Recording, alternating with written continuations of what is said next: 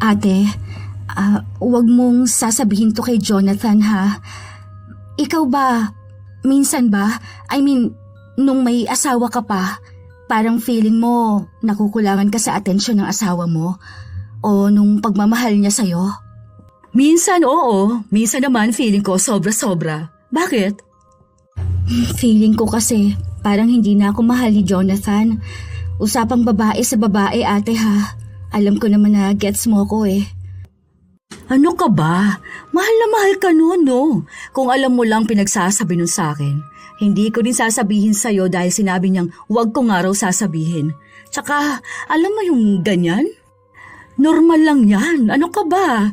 Kahit na itanong mo sa ibang matatagal na mag-asawa, may mga panahon talagang feeling nila hindi na nila mahal ang asawa nila o hindi na sila mahal ng asawa nila. Hindi kaya may babae yun? Tingin mo ba, pagtatakpan ko yun kung may babae siya? Aba, yari talaga siya sa akin kapag nagkataon ha. Ayoko sa lahat, yung cheater. Wala yun. Baka nararamdaman mo lang yan dahil busy lagi ang asawa mo. O kaya, baka kasi nakukuha kong ibang atensyon niya. Kaya pasensya ka nga ha. Magkasundo kasi talaga kami magkapatid. Pero kahit ganon, hindi ko siya ito-tolerate no kapag may babae siya. Okay lang yang makaramdam ka ng ganyan. Kasama talaga yun sa problema at pinagdaraanan ng mag-asawa. Diyan talaga kayo masusubok kung paano kayo magiging matatag sa pagmamahala ninyo. Kaya wala yan. Maniwala ka sa akin. Nililinlang ka lang ng utak mo. Minsan, wala namang masama ang magkaroon ng kasama sa bahay ang mag-asawa. Lalo na kung kaanak ito. Pero paano kung ang kaanak na yon ang magiging mitya ng pagkasira ng pagsasama? Ano kaya ang mangyayari kung may kailangan pang lumapit sa itim na kapangyarihan? At paano makakaapekto sa dalawa ang binahay na ate? Hindi ba nakakahiya sa asawa mo na dito kung makikituloy sa inyo? Hindi yan. Alam na ba niya? Hindi pa. Ngayon ko palang sasabihin eh. Upo ka na lang muna dyan, ate. Love, nasan ka? Oh, love, nakauwi ka na agad? Akala ko ba may susunduin ka? Ay, may bisita pala tayo. Hello po. Si Ate Dina, ate ko, kapatid ko. Ah, may kapatid ka pa pala? Bakit hindi mo inibitahan nung kasal natin? Wala naman siya sa Pilipinas nun. Broken kasi ako noon. Doon ako tumira ng halos 1 taon sa Hong Kong para makapag-move on. Wala akong kinausap na kahit na sino. Kahit nga ang mga magulang namin. Kailan lang ako ulit kumontak sa kanila eh. Grabe kasi talaga yung pinagdaanan kong sakit. Talagang parang gusto kong mawala na sa mundo. Parang ayoko nang makilala ang sarili ko. Kawawa ka naman po pala. Buti na lang bumalik ka ulit ng Pilipinas. Hindi ka pa kasi naipakilala sa akin ni Jonathan eh. Kaya akala ko wala siyang ate. Akala ko ang kapatid na lang yung isa, si Marvic. Nagsabi ako na may kapatid ako ah. Hindi lang natin masyadong kinilala yung pamilya natin dahil nag-focus tayo sa isa't isa. Imagine, 3 months pa lang tayo, nagpakasal na agad tayo. Sa bagay, tama ka nga naman. Welcome home pala ate. Buti na lang po bumisita ka dito sa amin. May pakisuyo nga ang ate. Kung okay lang ba daw sa'yo na dito na lang muna siya tumuloy. Hindi pa kasi naayos yung bahay na binili niya eh. Ayaw niya naman dun kina mama. Dun nakatira yung ex niya eh. Ay, sige, ayos lang. May 1 kwarto pa naman dyan. Pwede naman siya dun. Teka ha, ayusin ko lang pala. Bili na lang siguro tayo ng electric fan, ano? Sige, ako na lang bibili mamaya. Mainit ang naging pagtanggap ni Irene sa kapatid ng kanyang asawa. Mabait din naman at magaan ang pakiramdam niya rito. Tinutulungan din siya kapag nasa bahay siya. May trabaho si Irene, pero 2 beses sa 1 linggo lang siyang nasa opisina. Ang ibang araw naman, sa bahay ang trabaho niya. Kaya madalas na silang 2 ni Dina ang magkasama sa bahay. Minsan pa, nagising na lang si Irene na nagluluto na ng almusal ang kanyang hipag. Oh, ate, ang aga mo namang nagising. Ako na sana dyan. Kaya ko naman. Tsaka sanay na kasi akong gumising ng ganito kaaga. Nakakahiya naman sa'yo. Bisita ka sa bahay. Ano ka ba? Nakikitira kaya ako sa inyo? Anong sinasabi mong bisita lang? Halos mag2 linggo na ako rito. Hindi naman ako prinsesa. At hindi naman kita alalay, no? Malamang kikilos ako rito sa bahay. Huwag kang mahiya. Ikaw pa talagang nahiya sa sarili mong bahay, ha? Hindi lang po kasi ako sanay na may ibang nag-aasikaso sa bahay. Hanggat nandito ako, may kasama ka na, ha? Para naman makapagpahinga ka rin minsan. Hindi yung lagi kang tutok sa kapatid ko. Tapos lagi ka rin tutok sa trabaho mo. Pinagsasabihan ko nga yang si Jonathan na payagan ka namang gumala kasamang mga kaibigan mo. Hindi pwede na sa kanya lang iikot ang buhay mo. Sinasabi niya naman sa akin yun, ate. Ako lang din talaga yung may ayaw. Bakit naman? Iniisip ko lang kasi na simula nung kinasal kami, dapat sa kanya lang ang oras ko. Hindi naman pwede yung ganun, ano? Dapat may buhay ka rin na labas sa relasyon ninyo. Yung mga friends mo ba may mga asawa na? Yung 2 meron na, yung 2 wala pa po.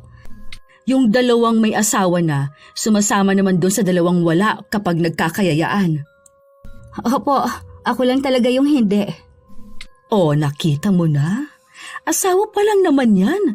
Hanggat wala pa kayong anak, pwede ka pang sumama. Kung si Jonathan nga ay lumalabas kasama ng mga kaibigan niya, tapos ikaw ano, ayaw mo? Subukan mo rin para naman hindi ka manawa agad sa buhay may asawa. Nakukumbinsi ni Dina si Irene na sumama sa mga kaibigan nito. Noong una, medyo nag-aalangan pa siya. Pero hindi nagtagal, natutunan na rin niyang tama nga rin dapat na sumama siya. Minsan pa kasi na nagyaya ang isa sa mga kaibigan ni Irene. Walang pasok sa trabaho si Jonathan. Ate, hindi ko alam kung paano ako magpapaalam. Kapag day off kasi ni Jonathan, kaming 2 talaga yung laging magkasama. Araw-araw na nga kayong magkasama. Nakatira naman kayo sa iisang bahay. Hindi ko pa nasubukan na magpaalam sa kanya kasi nagyaya yung isa kong friend doon nga sa bahay nila kasi mag-isa lang din siya. Bale, kaming 5 ang nandun. Tapos mga bandang 8 p.m. pa kami makakauwi. Magsabi ka na sa asawa mo. Sige na, papayag yan. Kapag hindi pumayag, isumbong mo sa akin. Yari sa akin yan. Sinubukan nga ni Irene na kausapin ang kanyang asawa. Pero kami lang naman ang nandun. Talagang 5 lang kami. Bakit nagpapaliwanag ka pa, love? Okay lang naman sa akin lumabas ka kasama sila. Saka mga kaibigan mo naman yun. Baka mamaya sabihin nila kaya hindi ka nakakasama sa kanila dahil hindi kita pinapayagan. Saka may tiwala naman ako sa'yo Mga 8 p.m. na kami nun makakauwi. Sunduin na lang kita. Ay, anong oras ba? Ihatid na lang pala kita. Day off mo pa naman. Paano yung plano natin? Yung mga kaibigan mo, bihira lang magsabi at magyaya sa'yo. Yung plano natin, pwede naman yun hanggang sa susunod ko pang day off Hindi naman mawawala day off ko. Sige na, pag nag-enjoy ka dun, magiging masaya rin ako. Matutulog na lang ako. Basta sabihan mo ako kung anong oras kita susunduin, ha? Thank you, love. Masaya si Irene dahil simula nung ikinasal sila, yun lang ulit ang araw na magkikita-kita sila ng mga kaibigan niya. Masaya ang araw nila. Nagkwento siya ng tungkol sa pagsasama nila ni Jonathan. Hanggang sa isa sa mga kaibigan niya na may asawa ang nagbahagi ng karanasan niya tungkol sa panloloko. Swerte pa rin pala talaga ako sa asawa ko. Ni minsan hindi ko yun nakita na nagloko o tumingin man lang sa ibang babae. Awang-awa si Irene sa kaibigan niya. Hindi niya alam kung paano niya patatahanin sa pag-iyak. Hanggang sa sumapit na ang gabi, sinundo na rin siya ng kanyang asawa. Alam mo, love, si Carol, nagloloko yung asawa niya. Grabe naman, may isa na silang anak, di ba? Mala fairy tale pa yung wedding nila. Oo nga Hindi ko alam bakit may mga lalaki na nagloloko. Mga hindi masaya sa buhay nila. Sa sarili nila. Mga duwag yun. Kung may masaya na silang pamilya, hindi na dapat sila nagpapa-apekto sa tukso. Ano ba naman yun? Ako galit ako sa mga ganyang lalaki. Hindi ko makita kung paano nila nagagawang lukuhin ang mga asawa nila. Kaya nga eh. Si Daddy, nagtatrabaho yun na ang daming babaeng nakapalibot sa kanya. Hindi naman siya nagloko sa mami ko, kahit hanggang ngayon. Kahit naman si Daddy, nasa mag-asawa talaga yan kung anong pipiliin nila. Kung maglolo ko ba sila? Ang kakapal pa ng mukha na ibang manloloko, doon pa talaga sa asawa nila isisisi bakit sila nagloko. Buti na lang hindi ka ganon ano. Abala na nga ako sa trabaho ko, paano pa ako sisingit naman babae? Saka yari ako sa daddy mo, saka sa daddy ko. Baka latiguhin ako naman ngayon kapag nalaman nilang nagloko ko. Yari ka rin pala sa ate mo. Isa pa pala yun si ate, baka sakalin ako. Ang bait ng ate mo, no? Ay, lahat naman pala kayo. Pero mas nakasama ko kasi yung ate mo kesa doon sa bunso ninyo. Bumait na nga yan si ate. Mas malala yan noon kung alam mo lang. Noong mga bata kami, sobrang siga niya na. Naalala ko pa noon may jowa yan tapos niloko siya.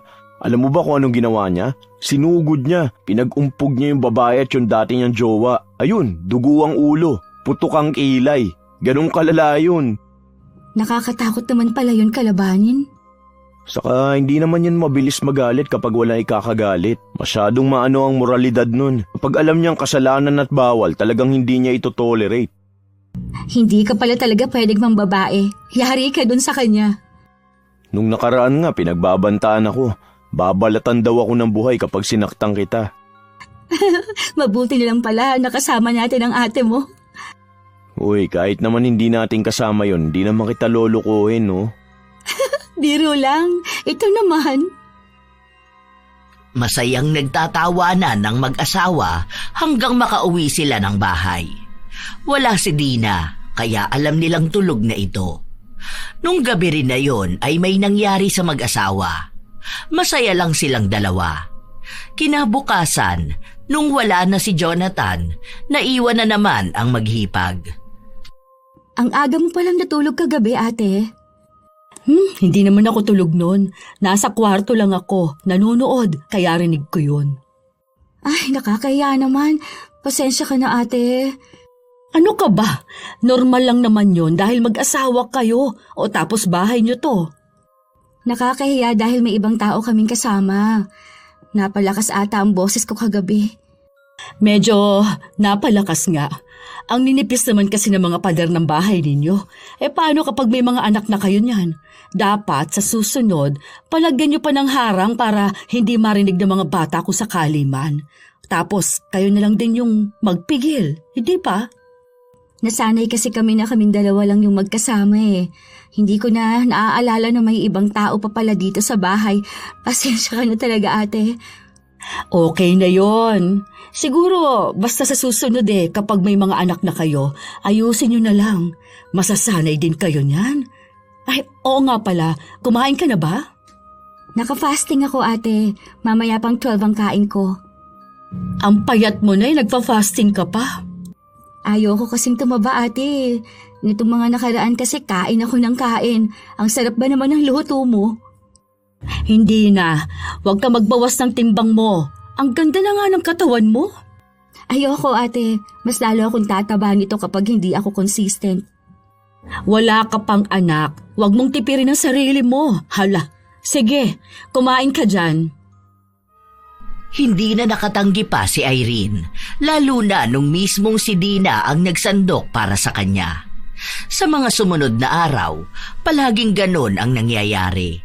Hanggang sa ilang buwan na ang lumipas, padagdag ng padagdag ang timbang ni Irene. Napansin na rin ito ng asawa niya. Hindi talaga maisara, love. Sobrang sikip. Try mo. Hindi na lang ako hihinga. Hindi talaga kaya. Baka mamaya masira pa tong damit kapag pinilit mo. Kapag kumain tayo mamaya doon sa dinner party, baka bigla matanggal tong zipper. Maghanap ka na lang na ibang damit. Ito pa naman yung gusto ko. Kaso nga hindi kasya. Baka may iba kang medyo maluwag. Wala na nga eh. Hiram ka kaya kay ate. Ang taba ko na kasi, no? Bakit kasi nagpakataba ka? Akala ko ba nagda-diet ka? Nahihiya naman kasi ako kay ate. Kapag sinabi kong ayokong kumain, nagluluto naman siya.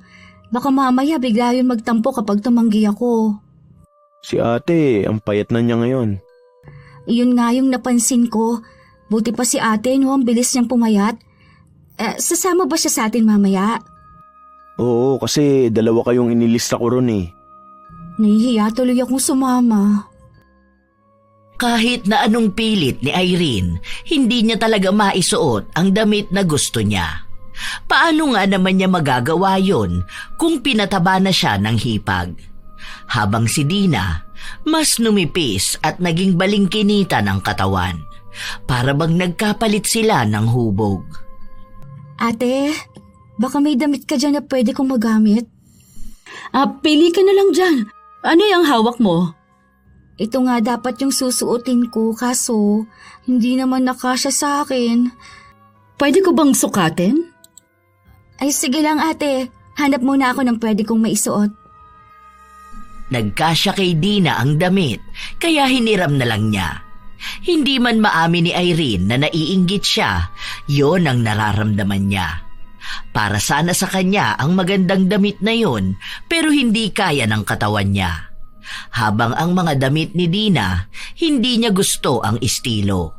Masyado kasing simple at ayaw niya ng ganon. Hindi bagay para sa kanya. Pero wala siyang magagawa. Anong oras na at magsisimula na ang handaan sa trabaho ng asawa. Pagpunta nila ron, si Dina ang naging agaw atensyon. Nagagandahan sa suot niyang damit, habang nagmukhang alalay si Irene. Hindi pa naman siya sanay sa ganon. Kaya nung umuwi sila, iyak siya ng iyak. Ang pangit ko na. Sobra. Bakit ba ang taba ko? Hindi ka naman pangit, love. Hindi naman pangit ang mga matataba eh. Kahit na, hindi ako sanay sa ganito. Love, gusto kong pumayat ulit. Ikaw ang bahala. Mag-diet ka na lang kung gusto mo. Tanong mo kay ate kung anong paraan ginagawa niya. Kaso kasi, luto ng luto si ate mo eh. Kausapin mo na lang. Siguro naman maiintindihan niyang gusto mo magpapayat, di ba? Kung titingnan, hindi naman ganon kataba si Irene. Sadyang hindi lang siya sanay na ganon tumaas ang timbang niya. Isa siya sa mga babaeng kahit na hindi naman sobrang laki ng katawan, basta may dagdag timbang, iisipin ng hindi katanggap-tanggap. Nasanay kasi siya noon na payat lang siya. Walang umbok sa tiyan at nakakasuot ng mga hapit na damit. Kaya sinubukan niya ulit magpapayat. Ano ka ba naman? Bakit hindi mo inubos to? Ayoko na po ate, nakaka-calorie deficit ako. Ano ba naman yung mga imbento mo na ganyan? Nagpapapayat kasi ako ate, hindi ako pwedeng sumobra sa kain. Ayoko sa katawan ko. Hindi ka naman sobrang taba. Bakit? May problema ka ba sa mga matataba? Wala naman ate, pero nai-insecure kasi ako eh. Hindi yan. Magtatampo talaga ako kapag hindi mo to kinain. Ako pa naman nagluto niyan.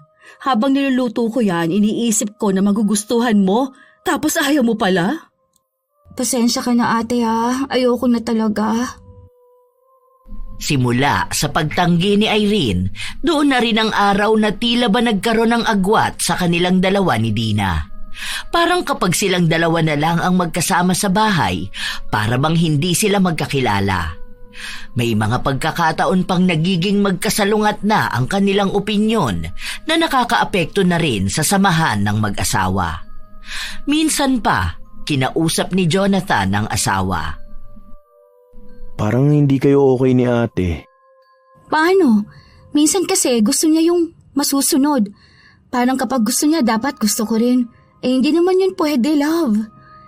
Hayaan mo na lang sana. Matanda na rin kasi yun eh. Hindi naman kasi pwede yun eh. Kausapin mo kaya ang ate mo. Hindi kasi yun nakikinig sa akin eh. Kaya nga sabi ko na pagbigyan mo na lang. Kawawa naman ako nun. Hindi naman pwedeng lagi na lang akong mag-adjust para sa kanya, di ba? Pero kung kaya mo naman, ikaw na ang gumawa nun, di ba? Lalo na kayong dalawa madalas na magkasama sa bahay. Ayoko rin naman na hindi kayo nagkakasundo. Kausapin mo na lang si ate, ha? Mabait naman yun eh. Kaso lang minsan kasi hindi mo yun maintindihan dahil nga ang daming pinagdaraanan sa buhay. Yung sa edad niyang yan, wala pa siyang asawa. Sige na nga. Ako na lang ang magpapakumbaba sa kanya. Kahit na hindi rin sanay si Irene na unang humingi ng tawad, lalo na kung alam naman niyang wala siyang nagawang mali, siya ang unang kumausap sa hipag. Nagkaayos ulit silang dalawa. May napag-usapan lang sila na kapag ayaw ni Irene, wag na lang siyang pilitin, para naman daw hindi na sila magkagulo. Isang hapon, Be, gusto mo bang turuan kita paano magluto ng paboritong ulam ni Jonathan? Marunong naman na ako magluto ng tinola, ate. Anong tinola ang pinagsasasabi mo? Hindi naman tinola ang paborito nun, kundi kare-kare. Ha? Kailan pa? Simula nung mga bata pa lang kami. Talaga ba? Kasi alam ko yun ang ayaw niyang pagkain eh. Kapag nasa labas kami, hindi niya ino-order yung kare-kare. Malamang, hindi niya kasi gustong luto ng iba. Nakalimutan kong sabihin sa'yo. Halika, tuturuan kita. Tingnan mo kapag tayong nagluto nun, kakain siya. Hindi ko talaga alam na gusto niya pala yun. Medyo hindi pa talaga kayo gaanong magkakilala ng kapatid ko, no? Sa bagay, ganun talaga yun eh. Habang magkasama kayo, doon lang kayo magkakakilanlang maigi. Baka nga ate, pero sa susunod na linggo pala, nandito si na mama. Mama mo? Hindi po, si mama niyo ni Jonathan. Oh, pupunta raw ba? Hindi niyo po ba nakakausap? Mahina raw lagi signal nila doon. Alam mo naman signal doon sa Bicol. Kaya nga, nung nakaraan tinawagan ko sila, hindi ko makausap ng maayos. Ang hina sobra eh. Tapos si Jonathan nakausap niya, putol-putol pa. Pero pupunta nga raw dito. Ah, sige. Ang tagal ko na nga rin hindi sila nakikita eh. parang kahit nasabihin nyo ni Dina, tila ba hindi ramdam na gusto nga niyang makasama ang mga magulang niya. Nagpatuloy ang mga oras hanggang sa natapos sila sa pagluluto.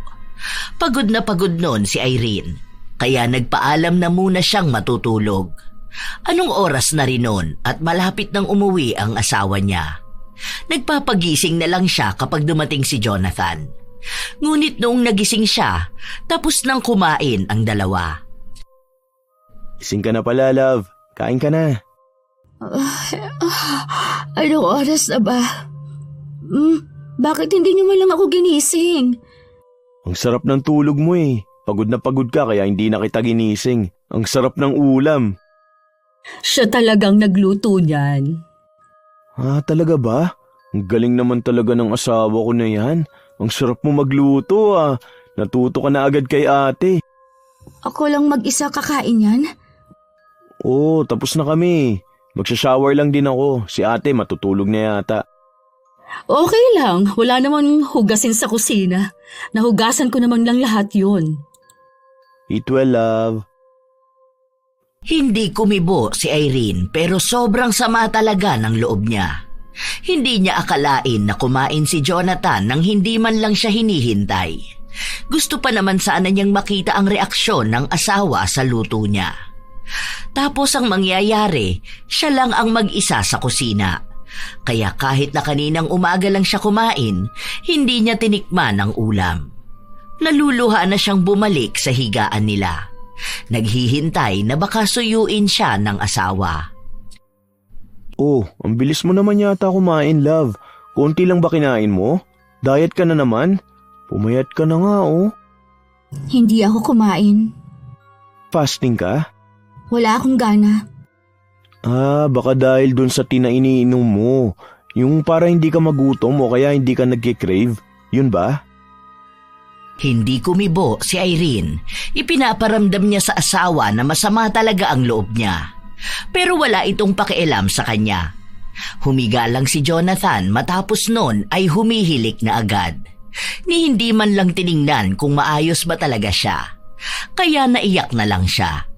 Hanggang sa magising sila kinabukasan, hindi pa rin nawawala ang sama ng loob niya. Akala niya kapag naitulog niya yon, magiging maayos na siya. Pero hindi pala. Mas lalo pang ang sumama ang loob niya noong mas nakikipagtawanan pa si Jonathan kay Dina kaysa sa kanya. Tara na dito, Irene. Hindi ka pala kumain kagabi? Eto na, yun na to. Hindi ako kumakain ng kare-kare. Ayoko niyan. Ganon? Hindi maganda sa diet mo? Baka mag-itlog lang ulit siya mamaya. Sige, akin na lang pala ito. Huy, pengi ako Huwag mo yung kainin lahat, Dina. Ang dami mo na kayang nakain kagabi. Akin na lang to, no? Akin na lang. Kuha ka lang konti. Ang kulit naman. Akin nga yan. Nakatulala lang si Irene. Para siyang wala roon. Para bang nararamdaman niyang hindi na siya kailangan ng asawa niya. Kaya umiyak na naman siya sa loob ng kwarto nila. Walang pasok sa trabaho si Jonathan, kaya nasa bahay lang siya. Ni hindi man lang ito pumasok sa kwarto nila para hanapin siya. Parang mas masaya pa nga na hindi siya kasama. Hanggang sa sumapit na ang tanghalian, walang gana si Irene, kaya hindi siya pinilit ng asawa na kumain. Hapon na lang noong napansin ni Jonathan na hindi siya lumalabas ng kwarto. Masama ba ang pakiramdam mo? Doon ka na sa labas. Hayaan mo na lang ako rito. Ano bang problema mo? Ano nangyari? May nagawa ba akong mali? Talagang tinanong mo pa? Bakit? Ano ba yun? Hindi mo alam? Hindi mo naman sinasabi sa akin Paano ko malalaman? Hindi mo na ako mahal. Hay, ano bang pinagsasasabi mo? Mahal kita dahil asawa kita. Na hindi mo malang alam na masama ang loob ko. Noong isang gabi, kumain ka na hindi mo ako gustong makasabay. Mas okay pa sa'yo kumain ako mag-isa. Tapos kaninang umaga at tanghali na hindi mo ako inaaya. Ano ba ako sa bahay na to? Baka dapat ako na lang ang umalis. Akala ko kasi nagda-diet ka. Kahit pa alam mong nagda-diet ako, aayain mo pa rin ako. Ganun sa ginagawa mo noon. Kaso ngayon, parang ayaw mo na ako makasama Sabihin mo lang, uuwi na lang muna ako kina mama. Huwag ka na magtampo. Hindi ko lang talaga alam. Si ate kasi yung kasabay ko Mas gusto mo pang makasabay ang ate mo kaysa sa akin Hindi naman sa ganun. Close kasi kami nun Huwag ka na magselo. Sorry na. Hayaan mo, simula ngayon sasabayan na kitang kumain. Kahit na nilalambing na siya ng asawa, hindi niya ramdam ang sinseridad na para bang napipilitan lang ito. Pero iniisip ni Irene na baka siya lang ang nag-iisip ng ganon. Baka hindi lang siya sanay na may kahati siya sa atensyon ng asawa kahit sabihin pa na kapatid ito. Hanggang sa lumipas ang ilan pang mga linggo, parang may kakaiba siyang nararamdaman. Hanggang sa humingi siya ng payo sa hipag. Ate, huwag mong sasabihin to kay Jonathan ha. Ikaw ba? Minsan ba? Nung may asawa ka pa, parang feeling mo nakukulangan ka sa atensyon ng asawa mo o ng pagmamahal niya sa'yo? Minsan, oo. Minsan naman feeling ko sobra-sobra. Bakit? Feeling ko kasi parang hindi na ako mahal ni Jonathan Usapang babae sa babae, ate ha. Alam ko naman na gets mo ko. Ano ka ba? Mahal na mahal ka nun, no? Kung alam mo lang ang pinagsasabi nun sa akin, hindi ko rin sasabihin sa'yo dahil sinabi niyang huwag ko nga raw sasabihin. Tsaka, alam mo yung ganyan, normal lang yan, ano ka ba? Kahit na itanong mo sa ibang matatagal ng mag-asawa, may mga panahon talaga na feeling nila hindi na nila mahal ang asawa nila. O hindi na sila mahal ng asawa nila. Hindi kaya may babae yun? Tingin mo ba, pagtatakpan ko yon kung may babae siya? Aba, yari talaga siya sa akin kapag nagkataon Ayoko sa lahat yung cheater. Wala yun. Baka nararamdaman mo lang yan dahil busy lagi ang asawa mo. O kaya baka dahil nakukuha ko ang ibang atensyon niya. Kaya pasensya ka na ha. Magkasundo kasi talaga kaming magkapatid. Pero kahit ganon, hindi ko siya ito-tolerate kapag may babae siya. Okay lang yang makaramdam ng ganyan. Kasama talaga yan sa problema at pinagdaraanan ng mag-asawa. Diyan talaga kayo masusubok kung paano kayo magiging matatag sa pagmamahalan nyo. Kaya wala yan. Maniwala ka sa akin. Nililinlang ka lang ng utak mo. Paano kasi? Parang nung mga nakaraan, lagi siyang busy. Hindi naman yun ganun noon eh. Iniisip ko na baka may babae yun sa work niya. Baka naman may pinag-iipunan yun kaya sobrang busy. Gusto mo bang samahan kitang alamin kung may kabit ang asawa mo? Baka naman isumbong mo ko sa kanya. Tutulungan ba kita kung balak lang din naman kitang isumbong? Sure ka ba, ate? Oo naman. Sino pa bang magtutulungan? Kahit naman kapatid ko yon, hindi naman ako papayag na magloko siya, no? Ang galing naman niya. Lagot talaga siya sa akin. Magkakampi tayo rito. Dahil doon, napalagay na ang loob ni Irene. Alam niyang hindi magloloko ang asawa niya dahil mismong kapatid ni Jonathan ang kakampi niya. Hindi natuloy na bumisita ang mga magulang ni na Jonathan dahil nagkasakit ang tatay nito. Nagpadala na lang sila ng pera, kaya silang tatlo pa rin ang magkakasama. Ilang linggo pa ang lumipas, wala naman silang nakikita o nababalitaan na may kinakatagpong ibang babae si Jonathan. Sinundan na nila sa trabaho, nag-abang na rin sila ng uwian, pero wala naman itong kinakausap na ibang babae. Madalas na kasama ni Jonathan ay ang tropa niyang kilala rin ni Irene. Sinubukan niyang kausapin ang asawa ng mga katrabaho ni Jonathan. Wala naman daw silang naririnig sa mga asawa nilang naging babae ni Jonathan. Kaya napanatag ang loob ni Irene na hindi naman pala siya niloloko ng asawa niya. Hanggang sa nakausap niya ang isa sa mga kaibigan niya. Hindi ah. Sinabi kaya sa akin ni Ate Dina na kapag nahuli niya ang asawa ko, siya mismo ang gugulpe. Ano kasi yun eh, galit din sa mga manloloko. Siguro naman ayaw niyang may babae na iiyak at mararanasan yung naranasan niya, hindi ba? Sumagot ang kaibigan niya na wala siyang kakampi. Dahil kahit pasabihin na ayaw ni Dina sa mga manloloko, hindi maikakaila na pagtatakpan niya pa rin ang kapatid niya. Sino nga naman daw ang mas matimbang? Si Irene na asawa lang ni Jonathan o ang kapatid na nakasama ng matagal?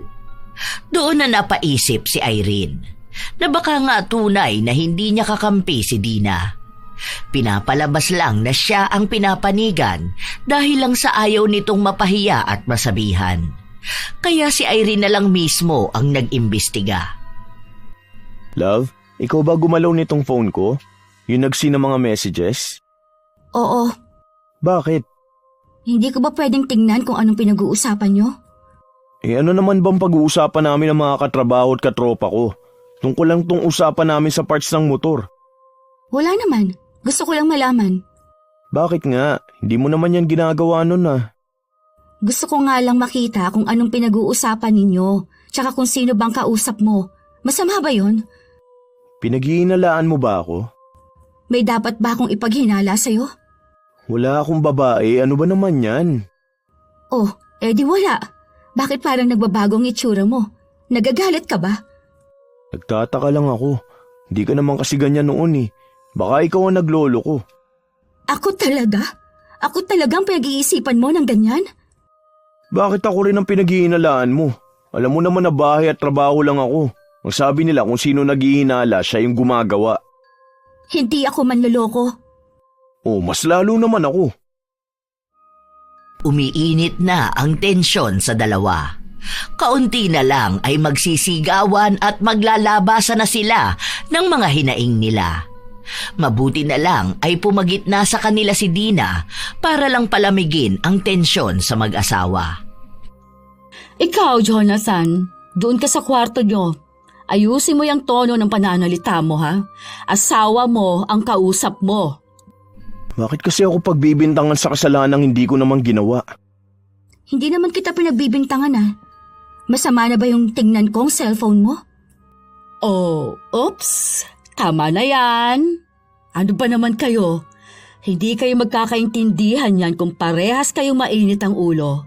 Sige na, dumistansya na muna kayo sa isa't isa. Ako nang kakausap muna sa inyo, ha? Nagtatalo pa kayong dalawa. Malas sa bahay ninyo ang ganyan. Kapag nasimulan na ang awayan, tuloy-tuloy na yan. Oh, ha? Huwag ka na magsalita, ha, Jonathan? Ang unang kinausap ni Dina ay ang hipag. Pero bago niya yun ginawa ay binigyan niya muna ng oras si Irene para makahinga. Gusto niyang makausap ito ng hindi galit para maging maayos ang magiging usapan nilang dalawa. Ilang oras lang din, napansin na niyang kumakalma na si Irene, kaya kinausap na agad ito ni Dina. O ano, pwede na? Pasensya ka na ate. Ano ba kasing pinagtatalunan ninyong dalawa? Okay lang naman kayo, ha? Basta ate, Alam ko na. Tungkol na naman sa babae. May nakita ka ba? wala naman. Paano kasi? Tinitingnan ko lang naman ang cellphone niya, nagalit na agad siya. Asawa naman ako, di ba? Hindi ko ba pwedeng gawin yon? Bakit yung ibang asawa, ginagawa naman yun? Alam mo, hindi naman porket ginagawa ng ibang asawa gagawin mo na rin. Iba naman kayo ng asawa mo, no? Tsaka, bigyan nyo ng privacy ang isa't isa. Ikaw ba? Pinakikialaman ba niya ang cellphone mo? Hindi. Hindi naman pala. Iisa ang ibig sabihin nun. May tiwala siya sa'yo, kaya nagagalit ang asawa mo dahil ikaw mismo yung walang tiwala sa kanya. Hindi ka pa rin ba naniniwala na walang babae ang asawa mo? May nararamdaman kasi ako ate. Hindi ko lang matumbok. Alam ko talaga na meron eh. Hindi ko alam kung paano ko patutunayan. Yan ang isa sa dahilan kung bakit may relasyong nasisira. Yung puro na lang hinala. Alam mo, naaapektuhan ka lang ng mga napapanood at mga nababasa mo. Minsan lang ako maghinala ate, pero alam ko na meron. Hindi ko lang talaga alam kung paano ko malalaman na totoo. Hinala nga lang. Tayo pa namang mga babae, kapag naghinala tayo akala mo talaga totoo na. Gets kita dahil babae rin naman ako. Naghihinala rin naman ako pero napatunayan ko na hindi naman talaga lahat ng hinala totoo. Kaya nga, hinala lang. Pero hindi naman natin mararamdaman kung wala lang, di ba? Hindi yan. Para hindi kayo laging nag-aaway ng asawa mo, itigil mo yung paghihinala mo sa kanya. Kung totoo namang naglolo ko siya, lalabas at lalabas din naman talaga ang totoo. Nakukonsensya na tuloy ako ngayon. Ako na munang kakausap kay Jonathan. Dito ka na lang muna. Papasok lang ako ng kwarto para maging maayos na kayong dalawa. Ay, nakakaloka kayo. Naging bouncer niyo pa ako dito.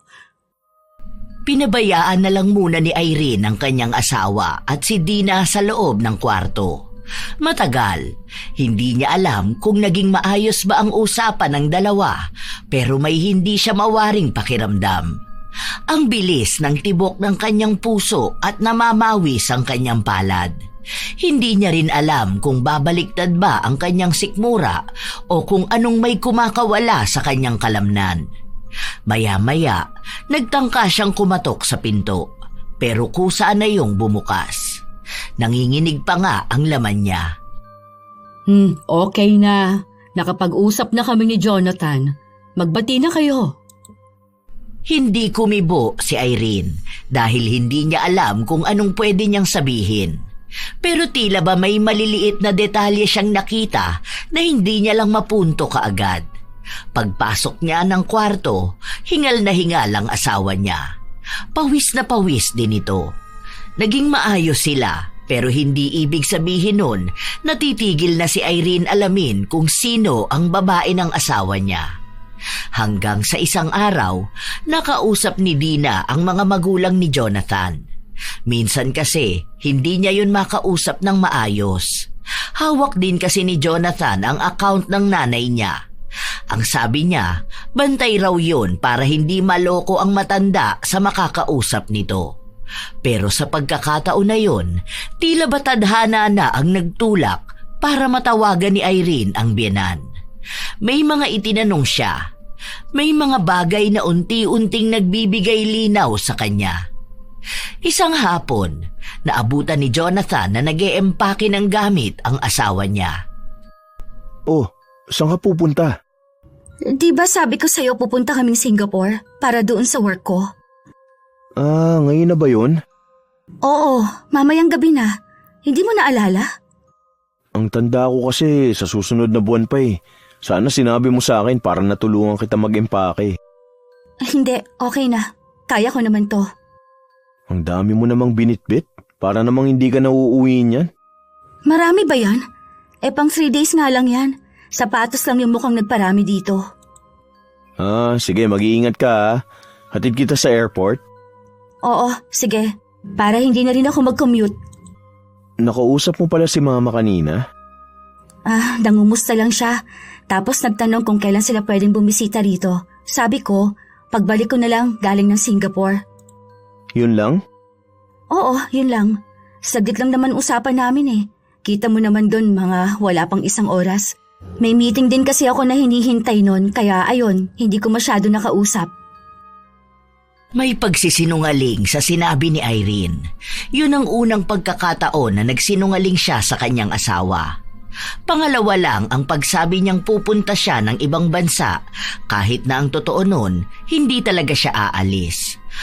Paraan niya para makumpirma ang isang bagay. Noong nasa airport na sila, hinintay niya munang makauwi ang asawa niya bago siya nagpunta sa hotel. Iniwan niya ron ang gamit niya, saka siya nagpunta sa bahay nila. Habang nasa biyahe siya, hindi mawari ang panginginig ng kanyang katawan. Para na siyang naluluha sa galit o sa sakit. Naghahalo na. Hanggang sa nakauwi siya. Sa likod ng bahay siya dumaan. May susi siya kaya hindi siya makakaabala sa kung sino man ang nasa loob ng bahay. Doon na bumungad sa kanya ang kababuyan na ginagawa ng tinuring niyang magkapatid. Buti na lang mas sulit kapag andito tayo sa bahay niyo. Hindi na nagtatago. Sana nga magtagal pa si Irene sa Singapore para kahit papano pwedeng araw-araw to. Ikaw? Nagdagigil ka na naman sa akin Gusto ko talaga yung mga galaw mo. Yung sa asawa ko ang boring. Kung hindi lang yun mabait at maganda ang trabaho, naku, hihiwalayan ko na yun. Ikaw na lang ang pipiliin ko.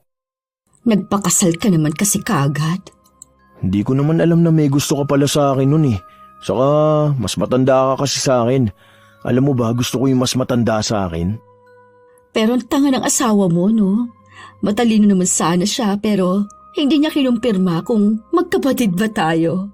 Hindi niya alam na binahay mo na ate yung kalaguyo mo mismo. Mabilis kaya yung maniwala kapag ako nagsabi. Paano kapag nalaman niya? Hindi yan. Saka may ate naman talaga ako eh. Di na ang pangalan nun. Kaso lang pinsan na ate. Walang kontak dun si na mama kaya baka pag sinabi nung nakasama ko ate ko na si Dina, maniniwala mga yun. Inampon yun nila mama nung bata pa kami. Kaya lumalabas na parang nakakatanda akong kapatid. Kaya pala Dina ang sinabi mong pangalan ko. Ang talino mo talaga ha? Naisahan mo pa yun. Para mas exciting ang buhay natin dito, di ba? Kapag wala ang asawa ko, pwede tayo. Kahit naman nandyan siya, hindi mo naman ako matitiis.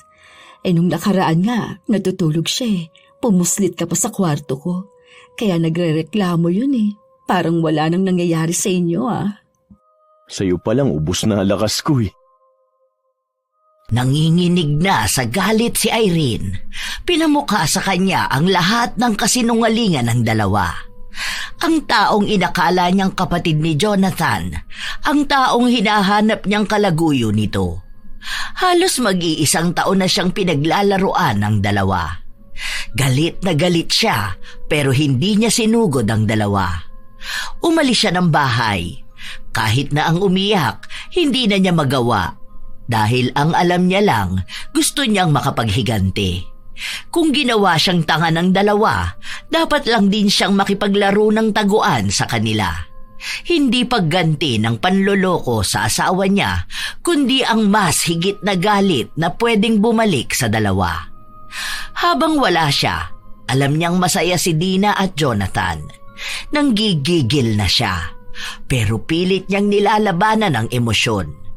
Alam niyang kapag emosyon ang pinanigan niyang magdesisyon, matatalo siya. Bilang wala rin siyang kayang gawin para sa mabilisang pagganti, ginawa niyang lumapit sa taong kayang gumamit ng itim na kapangyarihan.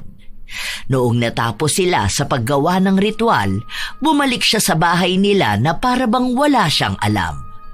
Ang asawa niya pa ang kunwaring sumundo sa kanya. Ano, kumusta naman kayo ron?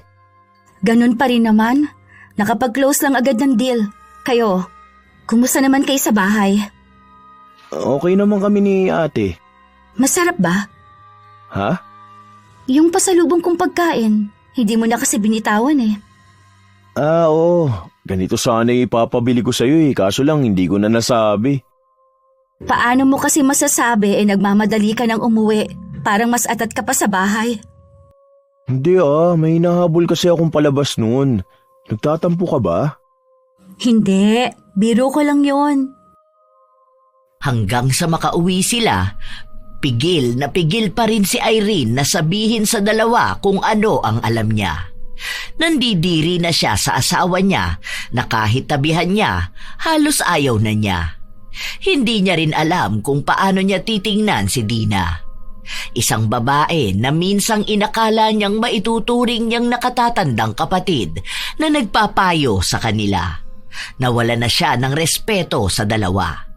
Lumipas ang ilang mga araw at linggo. Napapansin niya ang kakaibang hawak ng dalawa sa isa't isa. Harap-harapan siyang niloloko. Dati hindi niya yun napapansin. Dati akala niya kapag ganun, gawain lang talaga ng magkapatid. Ngayon, alam na niya kung anong ibig sabihin ng mga tinginan, ng mga asaran at ng mga haplos. Para bang wala silang kakaba-kaba, na hindi nga sila mahuhuli sa mga pinaggagawa nila. Minsan nga, binibigyan na lang ni Irene ng oras ang dalawa para naman masulit na nila ang kawalangyaan nila bago sumapit ang mga parusa nila. Isang araw, sina Irene at Dina na lang ang naiwan sa loob ng bahay dahil 2 araw mawawala si Jonathan dahil sa trabaho nila. Kumain ka na ba? Oo, kanina pa. Hindi mo ako inaya. Hindi ko naman alam na kakain ka na. Bakit may balat ng mang inasal dito? Nag-order ka? Oo, tapos nagsaing na lang ako ng kanin. May ulam ako niluto dito Ayaw mo ba nito? Ayoko. Bakit? Akala ko ba kumakain ka nito? Gusto ko ako nagluto. Tsaka ayoko ng pagkain na ng iba. Gusto ko yung akin lang. Anong pinagsasasabi mo? I mean, cravings ba? Nagsasayang ka lang ng pera sa cravings mo. Pwede sana na ipunin na lang yun. Para naman kung sakali na magkakaroon kayo ng anak, hindi ba? Hindi naman kami magkakaroon ng anak ni Jonathan. Bakit? Baog ka ba? Hindi naman. Wala na kasing nangyayari sa amin Ayoko na kasi sa kanya. Saka naisip ko, ayoko siyang maging ama ng magiging anak ko. Loka! Ano na naman yung biro mo? Totoo nga ang sinasabi ko, ate. Kahit sabihin mo pa sa kapatid mo. Ang diin naman nun. Ay, sige na nga. Ako na lang ang kakain mag-isa nito. Ilang araw pa ang lumipas, naiinip na si Irene na makaganti. Hanggang sa umuwi siya isang araw at nasa tapat pa lang siya ng pinto, naririnig na niyang tila ba nahihirapan ng dalawa.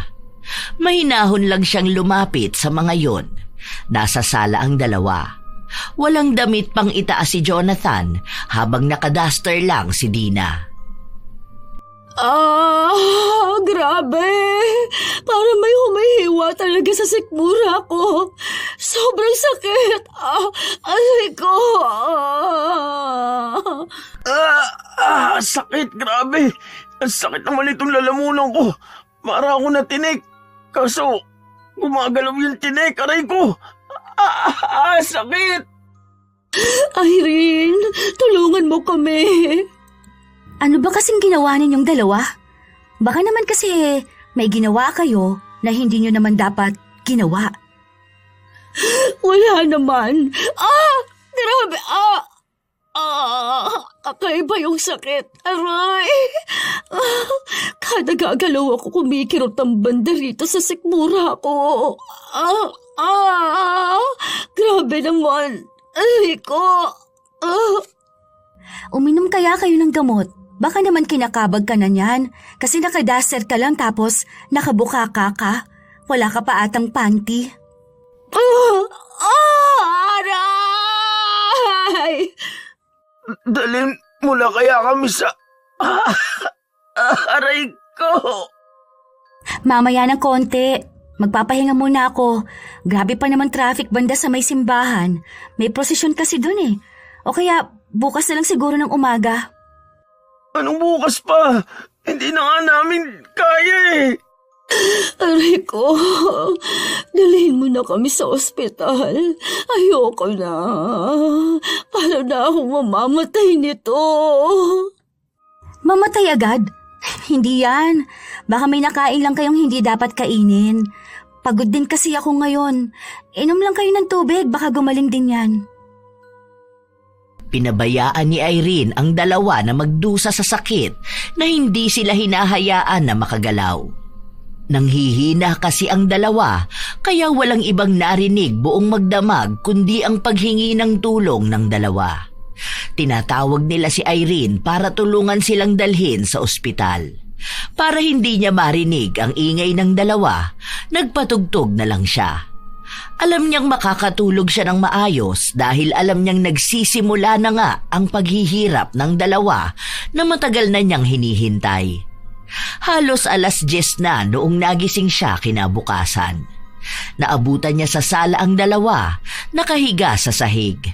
Para bang katutulog lang nila. Nakabaluktot pa sila dahil masakit pa rin ang sikmura ni Dina. Nakatulog pa kayo sa lagay na yan ha? Teka lang, dapat magising kayo. Sinadya ni Irene na ibagsak ang mga kaldero para lang makagawa ng ingay. Hindi nga siya nagkamali. Nagising ang dalawa. Maya-maya pa, nakita niyang bumangon ang mga yon. Nakahawak si Dina sa kanyang sikmura habang si Jonathan naman sa kanyang leeg. Gising na pala kayo. Ano, may masakit pa rin sa inyo? Bakit hindi mo man lang kami dinala sa ospital? Alam mo bang sakit na kami. Ilang beses ka na naming tinawag.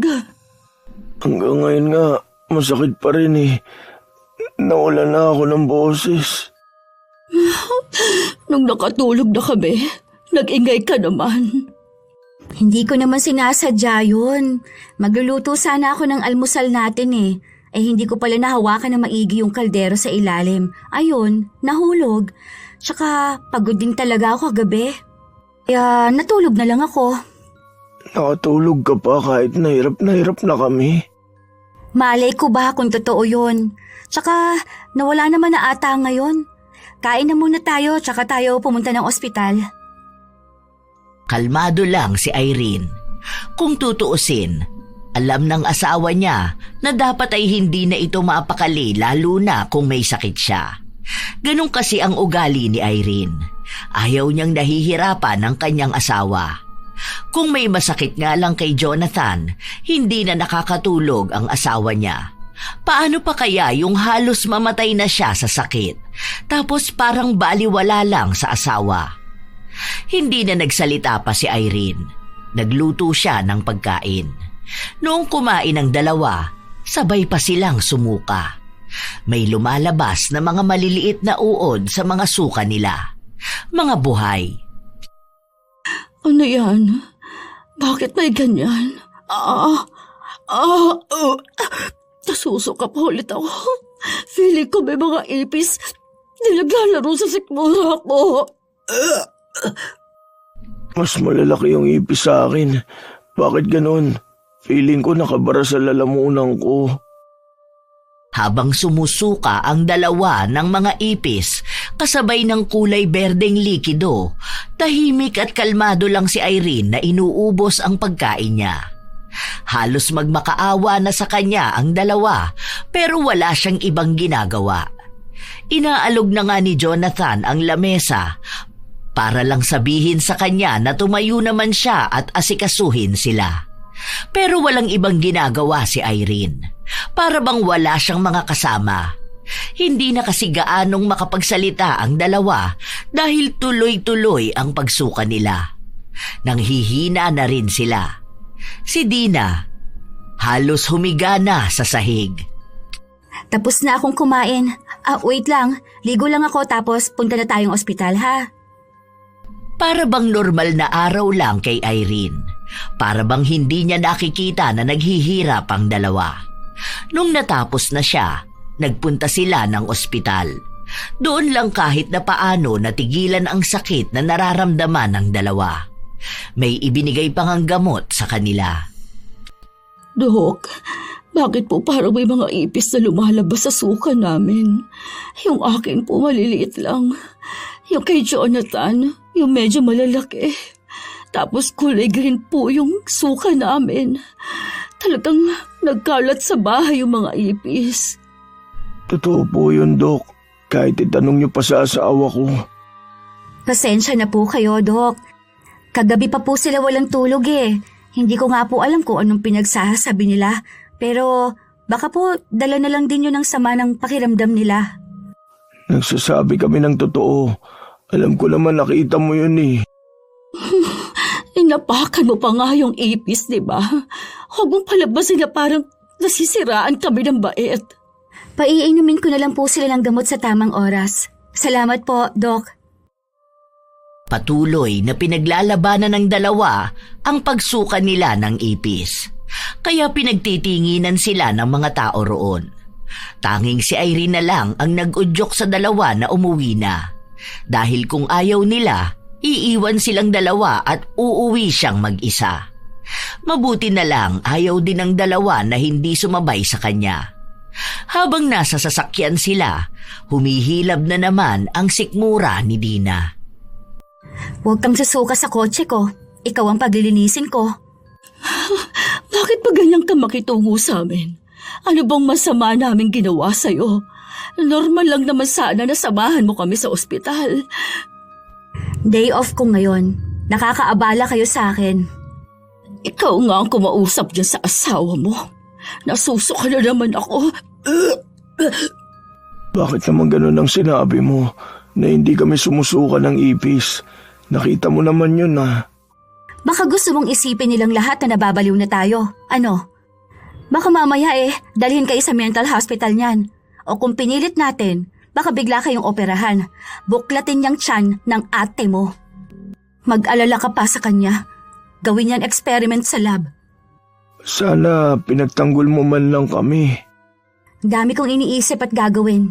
Iintindihin ko pa ba kayo? Kasalanan niyo rin naman kung bakit kayo nagkakaganyan eh. Hindi na kumibo ang dalawa dahil ramdam na naman ni Jonathan na may gumagapang sa kanyang lalamunan.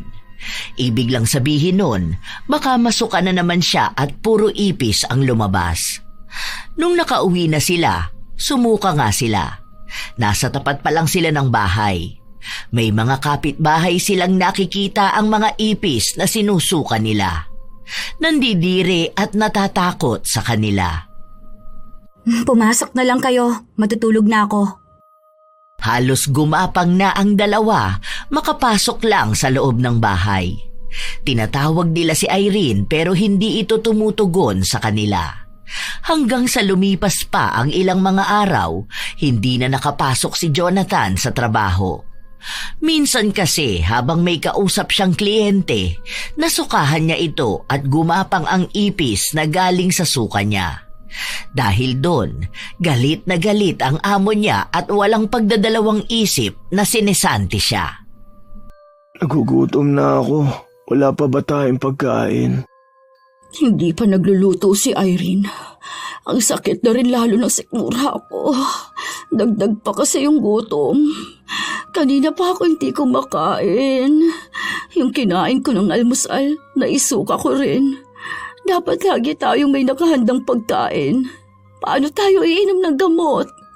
Hindi ninyo ako katulong. Tsaka kumain na ako sa labas kanina. Ikaw lang talaga?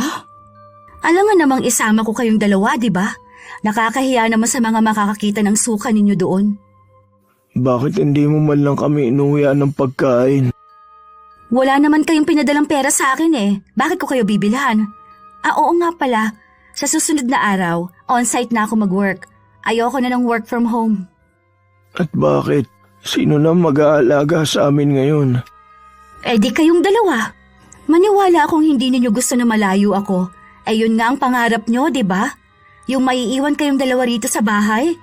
Para mas maging masaya kayo. O ayan, magpanggap kayo na mag-asawa. Ano bang pinagsasasabi mo? Huwag na kayo magpanggap. Alam ko na ang totoo. Hindi mo naman kapatid yung hindot na matandang losyangin na yan eh. Kabit mo yan. Ano bang... Oh, magsisinungaling ka pa kasi. Ayan, nasaktan ka na naman. Grabe, sumasakit na naman ang lalamunan ko. Parang hinihiwa. Okay lang yan. Deserve nyo naman kayang dalawa yan. Alam nyo ba kung bakit sinasamahan ko pa rin kayo kahit na alam ko na ang totoo? Dahil dyan, gusto kong malaman kung ano nang nangyayari sa inyo. Kung paano kayo maging hirap na hirap sa buhay. Wala ka bang puso? Ako ang walang puso? Talaga ba, Jonathan? Kung wala akong puso, mas wala kang kaluluwa. Isipin mo yon. Ipinakilala mo sa akin ang ate mo kunwari. Pero inuwi mo pala ang kabit mo. Nagpapanggap kang mahal na mahal mo ko, na loyal ka sa akin, yun pala, harap-harapan mo kung tinatarantado. Ginawa ninyo akong tanga, di ba? Sinong hindi magagalit doon? Kaya ngayon, damahin ninyo kung anong ibig sabihin ng galit ko. Hindi ako aalis hanggat hindi ko nakikita na nagdurusa kayong dalawa. Bakit kailangan mo pa kaming panoorin na masaktan? Dahil yon ang gusto ko. Patas lang tayo. Gusto niyo akong makita nun kung paano maghirap, di ba? O ngayon, kayo naman ang panonoorin ko. Mas masaya yon sa part ko dahil makakabawi na rin ako sa inyo. Ang sakit. Ito na naman. Parang ilalo kayang bitok ako.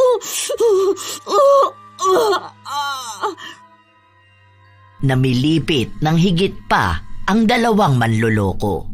Nakatayo lang si Irene habang pinapanood kung paano magdusa ang dalawa na halos yakapin na ang sahig sa sobrang sakit na kanilang nararamdaman. Umiiyak na rin si Dina. Nagmamakaawa siya dahil hindi na talaga niya kinakaya. Pero hindi pa tapos sa kanila si Irene. Hindi pa sapat sa kanya na basta lang naghihirap ang dalawa. Ilang araw pa ang lumipas, unti-unti nang kinukuha ni Irene ang mga gamit nila. Saan mo dadalhin yan? Yung iba, ibebenta ko. Yung iba naman, ilalagay ko sa bago kong bahay. Bagong bahay? Lilipat tayo ng bahay? Ako lang. Mag-asawa tayo. Simula nung niloko mo ko, hindi na kita tinuring na asawa ko. Hindi ako mandidiri sa asawa ko. Pero sa'yo, nandidiri ako ng sobra. Mas nandidiri pa ako sa pagkatao mo eh. Kaysa sa mga ipis na lumalabas dyan sa bibig mo. Kasalanan mo kung bakit ako naghanap ng iba. Hindi ko yun kasalanan. Minahal kita ng sobra. Nang higit pa sa kaya kong ibigay sa sarili ko. Pero anong ginawa mo? Ha? Mas pinili mo pa rin na lokohin ako. Mas pinili mo na magkaroon ka ng babae. Tapos doon pa sa matanda na doble sa edad ko. Mas kadiri yun. Ilang lalaki na rin ang sumausaw sa matanda na yon, tapos sinausawan mo pa? Ako? Proud ako na ikaw lang ang naging lalaki ko. I mean, proud ako sa sarili ko na ibinigay kong sarili ko sa iisang lalaki pagkatapos ng kasal. Siguro kaya hindi pa tayo binibiyayaan ng anak dahil alam ng Diyos na may pagkakasala kang ginawa sa akin. Kung nagawa mo lang sana lahat at naibigay mo ang pangangailangan ko, hindi naman ako maghahangad ng ibang babae. Mali ka dyan. Malandi ka talaga. Hindi mo na ako madadaan sa mga ganyan mo. Hindi na uubra sa akin ang ganyan. Hindi mo na ako mapapalambot dahil lang sa paninisi mo sa akin. Mababait naman sana mga magulang mo. Malas lang sila na ikaw ang naging anak nila. Ang sakit ng lalamunan ko. Nakabara kasi dyan ang mga salita at kasinungalingan na sinabi mo sa akin. Nagpatuloy ang buhay ni Irene. Sa iisang bahay pa rin sila nakatira. Siya na lang ang maaasahan ng dalawa. Wala namang pera si Dina, kahit si Jonathan walang trabaho. Kaya ang pagkain nila kay Irene lang manggagaling. Kaya halos isang beses lang sa isang araw sila kung kumain. Kung umaga bago umalis si Irene o kapag gabi pag uwi niya. Wala silang naging reklamo dahil wala namang ibang tutulong sa kanila. Kung magrereklamo sila sa barangay, baka mas magmukha pa silang katawa-tawa. Minsan pa nga humingi ng tulong si Dina sa kapitbahay pero hindi sila pinansin dahil nakarating na pala sa lahat na kabit siya ni Jonathan. At ang mga taong nakapalibot sa kanila, kakampi ni Irene. Mga taong galit sa mga kabit at manlolokong asawa. Isang beses pa, umuwi si Irene na abutan niyang walang kuryente sa bahay. May gamit na kandila ang dalawa sa loob. Mabaho, amoy suka at kung ano-anong hindi maipaliwanag. Bakit walang ilaw? Sira ba? Ang init naman. Naputulan ng kuryente. Ay, totoo ba? Hindi ka pa ba masaya sa mga nangyayari sa amin? May mas higit pa bang parusa ang gusto mong ipataw sa amin? Huwag mo akong kakausapin ng ganyan. Wala kang karapatan. Dahil hirap na ako. Ano pa ba ang gusto mo? Huwag kang magreklamong nahihirapan ka ha. Nung panahon na nakahiga ka sa malambot na kama, tuwang-tuwa kang mukha akong tanga. Kaya huwag kang magsasalita ng kung ano-ano. Isa ka lang walang kwentang babae. Ikaw ba namang pumayag na maging kabit? Isama sa bahay kasamang tunay na asawa? Yang pagkababae mo, parang ipis na isinusuka mo. Dapat nang lunukin mo yung suka mo dahil bagay sa iyong kumain na mga ganon. Insecure ka lang sa akin. Para saan? Nakinuha mo ang lalaki na yan? Kaya nga ibinigay ko na sa'yo, di ba? Kayo na nga ang magkasama rito sa bahay. Kayo na nga ang mag-asawa, di ba? Oh, alam mo kasi na mas magaling ako sa'yo. Wala na ako dyan sa pagalingan na yan. Pinaka-boring na part ng buhay kong pakikipagtalik sa lalaki na yan. Kaya kahit na wala na siya, mabubuhay ako. Ikaw ang may pinakamalungkot na buhay rito. Kasama ka ba naman magduse? Kumain ng tira-tira ko. Hindi makaapila dahil wala namang pera. Walang trabaho. Kaninong pamilya ka uuwi? Hindi ka naman mahal ng mga magulang mo. Kaya ka nga kumabit dahil akala mo yon ang ibig sabihin ng pagmamahal. Paano mo nga naman malalaman kung anong tunay na pagmamahal sa hindi? Kahit isang beses, hindi ka nakaranas nun. Pwede bang tumigil ka ng buwisit na babae ka? Kapag ako nakabawi ng lakas, yari ka sa akin. Kita mo na? Hirap ka na. Naiinis ka na sa akin dahil alam mong totoo. Ay, bakit ko ba inaaksaya ang oras ko sa'yo? O siya, aalis na pala ako. Teka, paano kami rito? Yung pagkain nyo? Ito pala, nagdala na ako. Baka sabihin nyo nakalimutan ko na naman Huwag mong sabihin dito lang kami. Alangan naman sa bahay namin. Baka bigla mong akitin ang tatay ko. Ang init dito. Hirap na kami. Ang init, ang labok. So, problema ko ba yun? E di magbayad kayo ng kuryente. Hindi ka na talaga naaawa sa amin. Kung hindi ako naawa, sana hindi ko kayo binilhan ng pagkain ngayon. Sana, ibinenta ko na agad yung bahay tapos pinalayas ko na kayo. Eh hindi naman, di ba? Kaya may bait pa rin namang naiiwan sa akin. Hindi lang ito yung bait na inaasahan ninyo. Hindi ito yung pangmartira na bait, no? Bahala na kayo dyan. Kaya nyo na yan.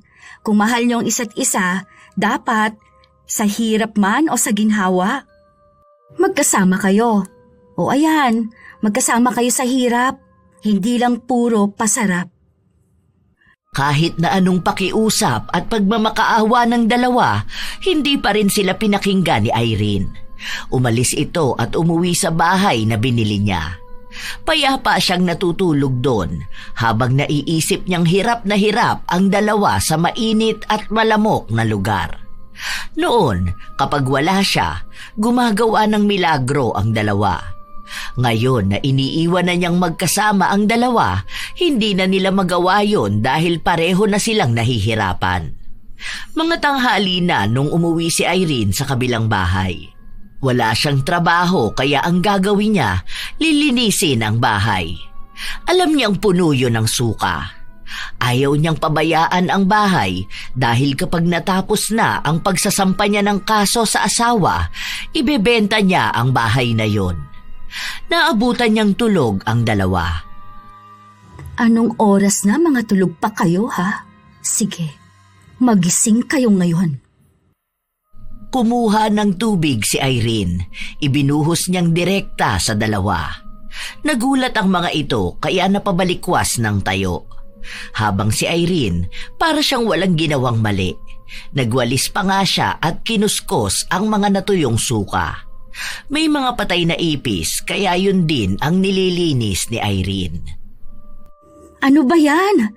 Nakakadiri naman dito sa bahay. Iba talaga ang nangyayari, no? Kapag wala ang asawang babae. Ang baboy ng bahay? Eh paano? Baboy na kabet ang inuwi. Dinagana kayo rito, oh. Ang ganda ng bahay ko na to. Naging ganito na ang itsura. Talagang sinadya mo kaming gisingin. Binuhusan mo pa kami ng tubig. Ngayon nga lang kami nakatulog. Ang sama ng ugali ng babaeng yan. Aba, malay ko ba? Eh hindi ko naman alam. Anong oras na kasi tulog pa kayo eh. Hindi naman kayo mayayaman, no? Tsaka maglilinis ako ng bahay. Hindi niyo magawa eh. Sakit na naman na sikmura ko. Grabe. Gutom ka na niyan. Sakit. Grabe yung paghilab. Ay, Ang kati ng lalamunan ko. Sobrang sakit. Aray ko po. Grabe naman pahirap to sa buhay. Hindi mo ba talaga kami tutulungan? Hindi ka pa ba masaya na ganito kami? Anong gusto nyo? Umiyak ako kasi naaawa ko sa inyo? Ganun ba, ha? Huwag na. Kapag maayos kayong dalawa, baka kapag naiiwan kayo rito sa bahay, eh kung ano-ano nang gawin ninyo. Ano bang gusto mong marinig? Ha? Humingi kami ng tawad sa'yo? Sige, patawad na. Oo na, sorry na. Anong akala nyo sa akin, bata? Tatanggapin ng sorry na hindi totoo? Kahit na anong hingi nyo tawad sa akin. Hindi ko kayo pakikinggan. Wala akong pakialam sa inyong dalawa. Hindi ko nga kayo iniisip na babalik kayo sa dati. Ano ba kasing pinagawa mo sa amin? Baka pinakulam mo kami. Lumapit ka pa sa demonyo. Mapupunta ka talaga sa impyerno. Nagpapatawa talaga kayong dalawa, no? Kung makapagsalita naman kayo niyan, akala mo naman sobrang buti niyong tao. Aba, baka naman lumagpas na kayo sa langit niyan, ha? Ay, bakit ko ba kayo pinapansin? Eh wala naman kayong mga kwentang tao. Tabi nga dyan, naglilinis ako eh. Baka matuyo lalong mga suka ninyo sa sahig eh. Kapag binienta ko to, magpa-renovate pa ako ng malakihan. Ano? Bakit mo ibibenta tong bahay na to? At bakit hindi? Sa akin ito, no? Baka nakalimutan mong akin ito. Bago tayo kinasal, akin na to. Ako kaya ang bumili nito. Pero mag-asawa tayo. Lahat ng iyo akin din. Hindi mo na maalala ang pinirmahan natin? Tandaan mo yon para alam mo kung ano lang ang iyo. Hindi pa rin ako papayag. Mag-asawa pa rin tayong dalawa. Kung anong desisyon mo, dapat alam ko. Hindi na ngayon. Dahil nilalakad ko ng annulment nating dalawa. Ayoko na maging asawa ka, no? Hindi na ako papayag na bit-bit ko pa rin ang apelido mo. Malapit na yon, tsaka malapit ka na rin palang makulong. Nagsampa kasi ako ng kaso sa'yo eh. Malinaw lahat ng ebidensya. May mga kuha ako ng video, pictures, mga convo ninyo at yung mga statement ng mga kapitbahay natin na inuwi mo at binahay mo ang kabit mo. Pasok yun sa adultery. Ay ikaw babae naman, mapapalayas ka rin. Ewan ko saan ka mapupunta. Bahala ka na sa buhay mo. Matanda ka na eh. Maghanap ka na lang ng ibang lalaki na pwede mong pikutin. Hindi ka naman maibabahay ng lalaki na to sa kulungan eh. Yun lang ang masasabi ko sa ngayon. Hintayin nyo na lang ha. Kumbaga, araw-araw nyong sulitin ang isa't isa dahil baka isang araw hindi na kayo magkita. Bakit mo ba ito ginagawa sa amin Ganun ba kalaki ang kasalanan ko? Isang beses lang ako nagloko sa'yo. Hindi ko nga alam kung ginawa mo rin to sa akin eh. Baka nga ako lang yung nahuli mo para lang maging malinis ka sa paningin ng iba. Hindi pa ba sapat yan na dahilan para gawin ko to sa inyo? Yang kakapala ng mga pagmumukha niyong ganyan, ha? Ano bang gusto mong gawin namin? Hihingi ako ng tawad sa'yo. Luluhod pa ako basta wag mo na lang ituloy ang gusto mo. Sige, magbabago na ako kung yun talaga ang gusto mong gawin ko. Ano, paalisin ko si Dina dito sa bahay. Magsimula tayo ng bagong buhay. Kasama naman ang tukso sa pagsasama ng mag-asawa eh. Nasa atin naman na yung kung paano natin ilalaban ang kasal natin, di ba? Huwag ka nga magpatawa. Paano akong gagawa ng bagong buhay kasama ka? Kung ayaw na nga kitang makasama pa. Isa pa, hindi na nga kita nakikita na magiging asawa ko. Kapag nakatingin ako sa'yo, para ka lang basura sa mga mata ko. Kung babalikan kita, parang sinabi mo na lang na pumulot ako ng basura. Ayoko nun.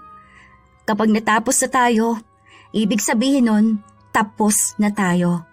Kapag nakipaghiwalay ako, totoo na yon. Hindi yun pag-iinarte lang.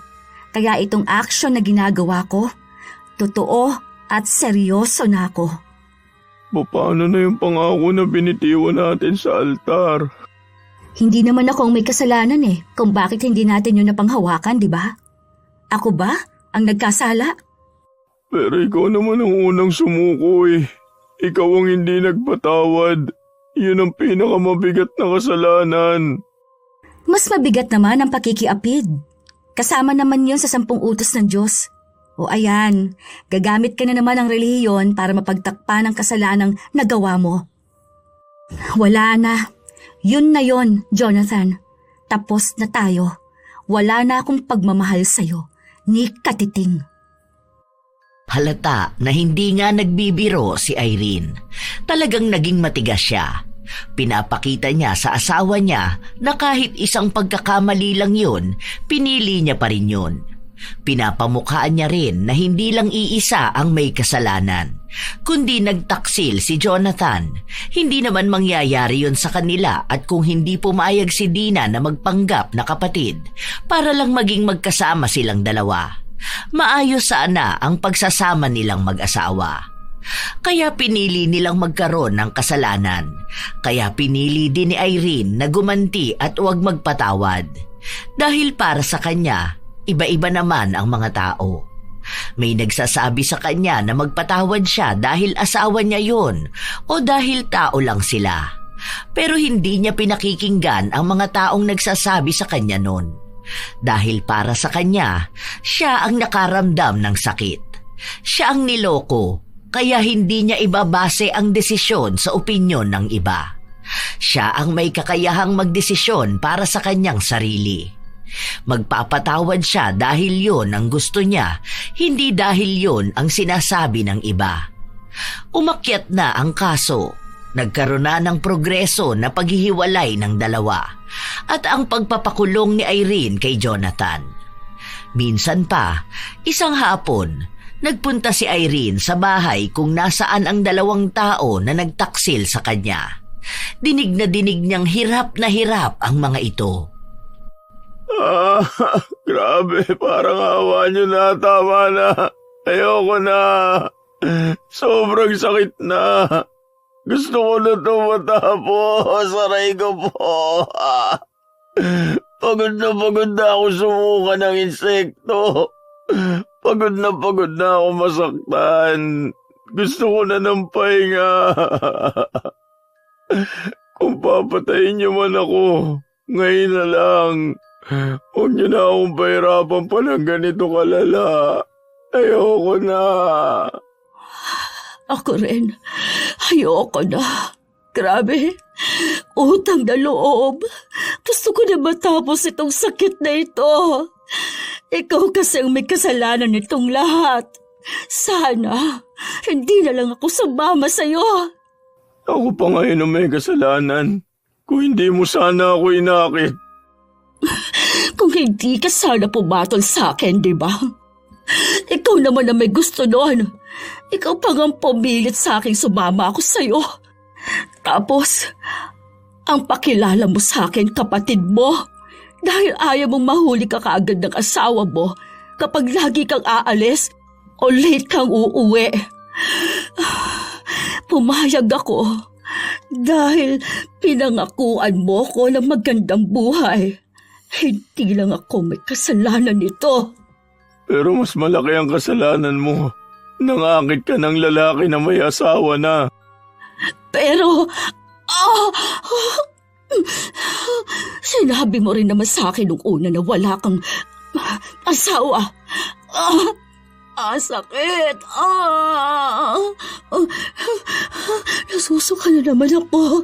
Ayoko na sumuka. Ubus ng lakas ko.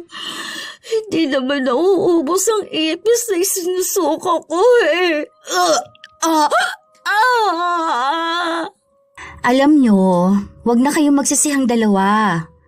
Parehas naman kayo may kasalanan eh. Parang awa mo na, patawarin mo na ako.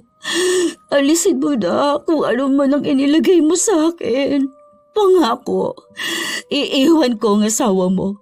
Kung alam mo lang kung paano ako nagsisisi sa mga nagawa kong mali. Gusto kong magkaroon ng bagong buhay. Parang awa mo na.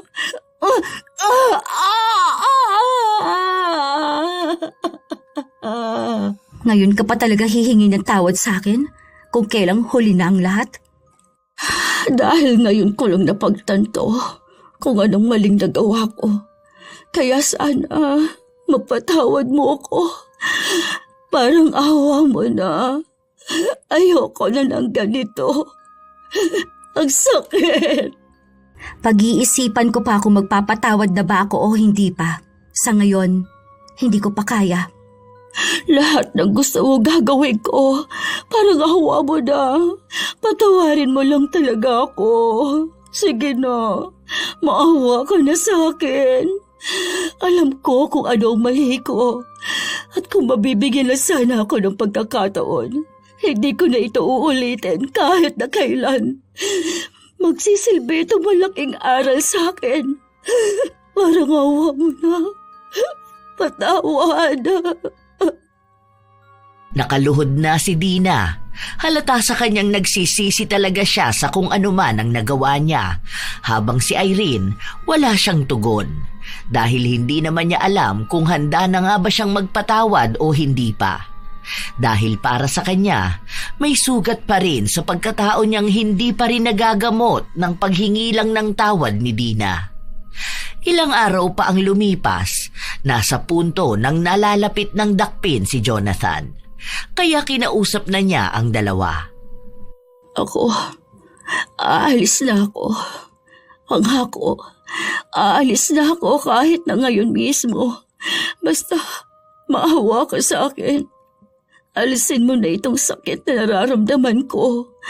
Kahit na anong mangyari, hindi niyo na ako mararamdaman. Hindi niyo na ako makikita kahit na alino ko. Magpapakalayo-layo na ako. Totoo itong paghingi ko ng tawad. Alam mo, kahit na naging kabit ako ng asawa mo, alam kong mabuti kang tao. Huwag mo na akong utuin. Hindi na uubra sa akin ang mga ganyang salita. Hindi kita inuuto. Nagsasabi lang ako ng totoo. Alam ko naman na hindi mo ito gagawin kung hindi dahil sa pagluloko namin. Alam kong hindi mo yan basta marirealize. Sinasabi mo lang sa akin yan ngayon dahil iniisip mong mapapatawad agad kita. Pero mali ka. Hindi ganun kadali ang pagpapatawad. Sa inyong dalawa, hindi ako mabuting tao. Dahil kung mabuti ako, pinatawad ko na kayo. Hindi na ako nag-asam pa ng pagganti. Ayoko na. Ang hirap na. Aalis na ako. Ipapakita ko sa yung totoong sinasabi kong magbabagong buhay na ako. Hindi na nagsalita pa si Irene. Tiningnan niya lang si Dina. Mukhang totoo nga ang sinabi nito. Hindi na siya nagdalawang isip na lumabas ng bahay. Kahit na hinang-hina na siya. Kahit na mukha na siyang kawawa at nanggigitata ang damit dahil sa dumi ng mga natuyo niyang suka, lumabas siya. Ang akala nga ni Irene, palabas lang lahat ng yun. Napag-usapan ng dalawa para lang mapaniwala siya. Hanggang sa halos 1 linggo nang hindi niya nakikita o nararamdaman si Dina. Hindi niya alam kung saan na ito napadpad o kung buhay pa ba. Hanggang sa isang beses, si Jonathan na ang kumausap sa kanya. Nung naiwan ako rito mag-isa, ang dami kong napagtanto. Ang dami kong pagkukulang sa iyo bilang asawa. Sana mapatawad mo pa ako. Katulad ng sinabi ko sa kabit mo, hindi ko alam kung kaya ko pang magpatawad. Alam kong kaya mo pa. Hindi na ako ihiling na magkabalikan tayong dalawa. Ang hiling ko lang maging masaya ka na sa buhay mo nang wala ako. Patawad. Sana dumating na ang araw na makaya mong makalaya sa sakit. Alam kong makukulong na ako. Huwag kang mag-alala. Hindi naman ako magmamakaawa sa iyong huwag gawin yon. Dahil tanggap ko na. Tinanggap ko nang dito na matatapos ang lahat sa atin. Mabuti kang babae, mabuti kang asawa. Ako ang may mali, ang may kulang, ang nagkasala. Ang hiling ko lang, sana dumating ang araw na magpatawad ka. Hindi para sa akin kundi para sa sarili mong paglaya. At sana makakilala ka ng totoong lalaki na magiging tapat sa pangako niya. Hindi na nakapagsalita pa si Irene. Hindi niya alam kung puno pa ba ng galit ang puso niya o unti-unti na rin niyang nararamdaman na hindi na siya masaya sa pagganti niya. Na baka nga oras na rin para magpatawad siya. Pero alam niyang kailangan niya pa ng oras. Nakulong si Jonathan habang ang bahay nila naibenta na nga ng tuluyan. Simula noon, hindi na ulit sila nagkitang dalawa. Bago umalis ng bansa si Irene, pinatanggal niya ang barang. Tila ba bigla niyang naisip na sapat na ang pagdurusa ng dalawa.